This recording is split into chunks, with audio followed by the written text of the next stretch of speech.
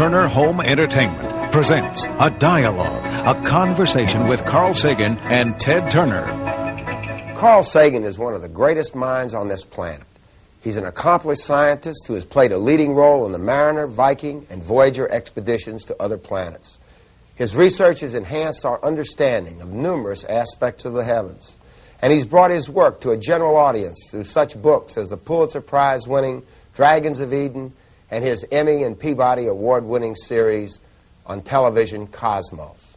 In addition, he has taken a strong stand in defense of this planet and its people by working with his colleagues on research into the long-term effects of nuclear war and the destruction of our environment.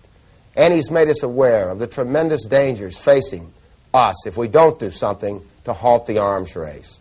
I'm grateful that he's here to share some of his knowledge with us. Carl, pleasure to have you here this evening. Ted, thank you. We're destroying the ozone layer. We're heating up the earth. We're destroying our forests. We're poisoning the groundwater with radioactive wastes and pesticides. How did we ever get in this mess, and is there any way out? How's that for a starter? That's a good question. Well, we got into the mess by not paying attention and by business as usual. Humans have been on this planet for something like 1 million years, and for the vast bulk of that time, things changed extremely slowly. The population increased very slowly, our technology improved, but by very slow steps.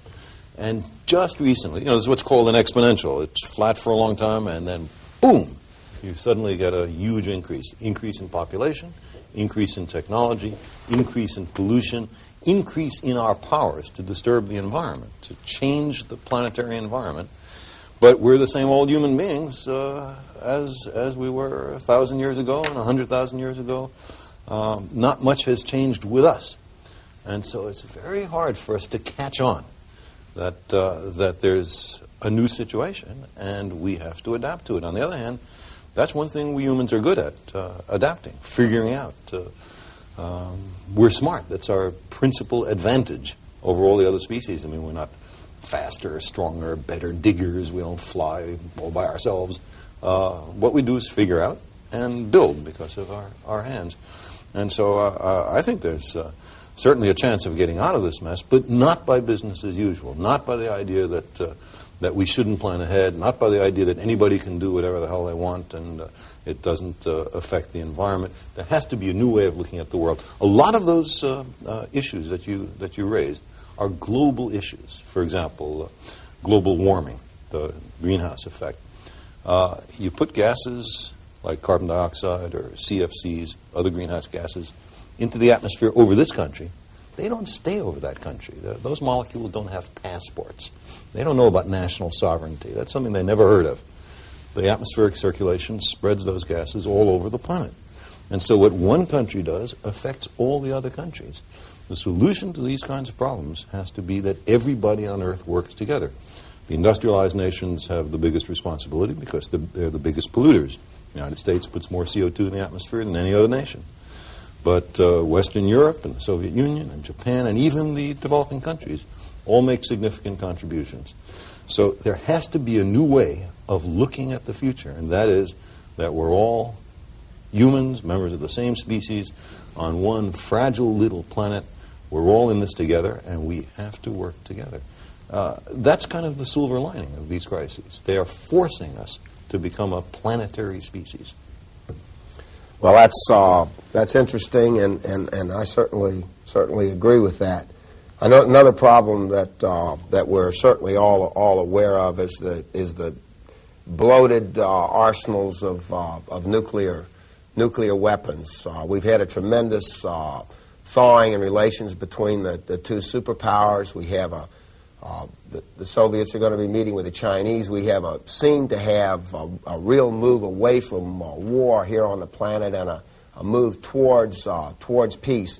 Do you think we can get rid of these nuclear arsenals, and how do we go about doing it? Well, you got to ask what they're for. I mean, presumably neither the United States nor the Soviet Union really intends to blow up the planet, destroy the global civilization. That's not what they're about. The professed function of the nuclear weapons on each side is to prevent the other side from using their nuclear weapons. If that's all it is, then we've got to ask, how many nuclear weapons do you need to do that? For example, you could ask, how many cities are there on the planet Earth? Let's say a city has 100,000 people or more. You probably don't need more weapons than what's required to destroy every city on Earth. There's only 2,300 cities. So the United States, by that criterion, only needs 2,300 nuclear weapons.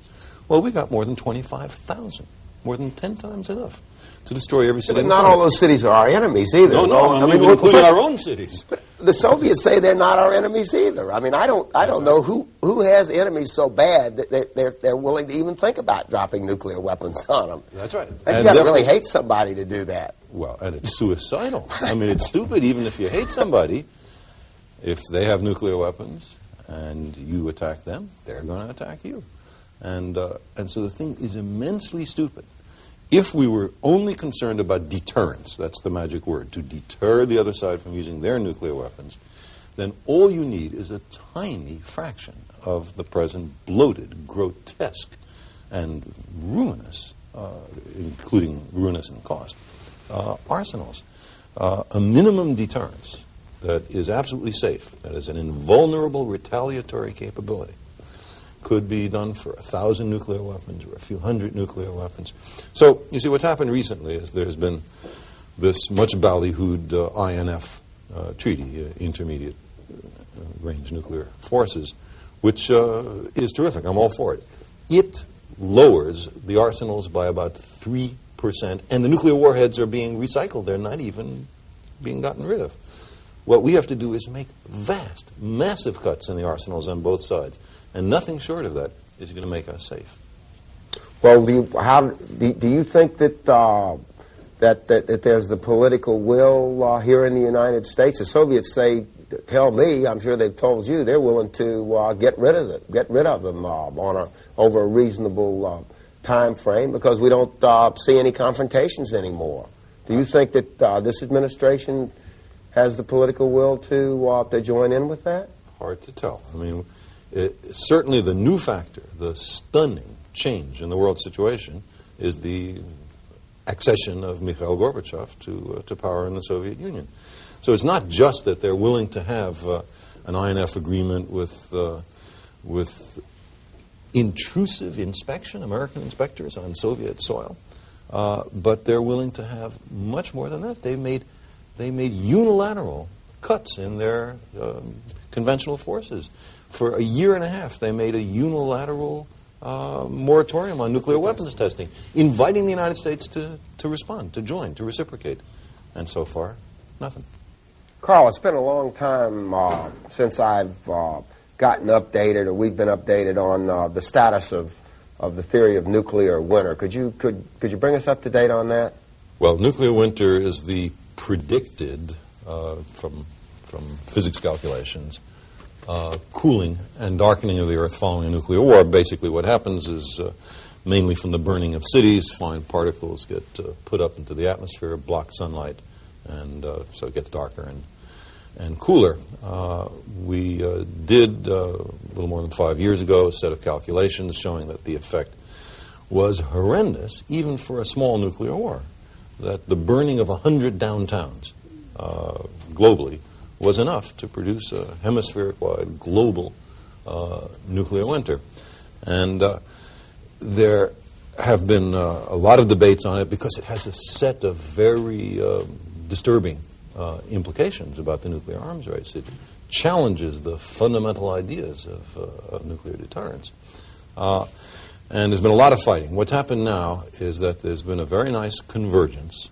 Some of the prior claims that it's only a nuclear autumn, it's not so bad, it's not as bad as a nuclear winter, turn out to have occurred from everybody not putting the same smoke at the same altitudes. When everybody starts with the same starting conditions, you end up with the same very serious effects. So now that there's a convergence in the science, it's important to understand what the policy implications are. One policy implication, it comes back to your question a minute ago about how many nuclear weapons is enough, is the idea that if Nation A makes a massive attack, for whatever reason, on Nation B, Nation B doesn't do anything to defend itself or to retaliate. Nevertheless, the smoke that gets raised over Nation B circulates around the world, covers Nation A. Nation A gets cold and dark and the agriculture fails, and Nation A has destroyed itself by launching a nuclear